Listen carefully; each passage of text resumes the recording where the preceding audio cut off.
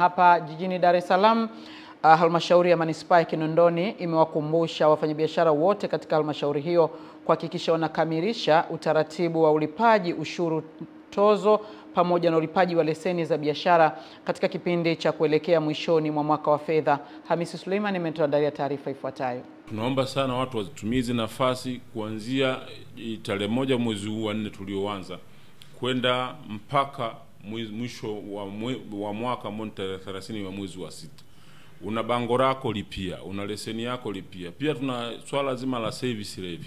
Mkuu wa idara ya viwanda na biashara manispaa Kinondoni, Filipo Mwakibete, akizungumza na waandishi wa habari amesema wameanza kutoa elimu kwa kuwakumbusha wafanyabiashara kabla ya kuanza operation ya kupita katika maeneo ya biashara.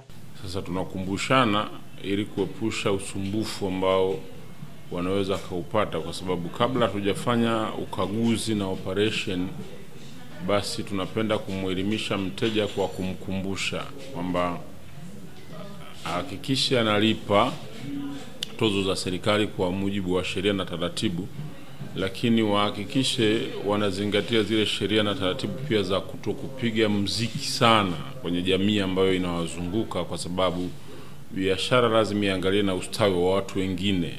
Aidha, Mwakibete amewakumbusha wamiliki wa nyumba za wageni kuhakikisha wanatumia vitabu maalum vya kusajili wageni na sio vinginevyo. Lakini pia tunakumbushana kwenye wale wamiliki wa nyumba za kulala wageni.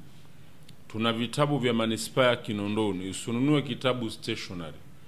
Fika Kinondoni, chukua kitabu chako, jaza taarifa za mteja vizuri ili tuje tukupigie hesabu yako kwa kila mwezi unapoisha.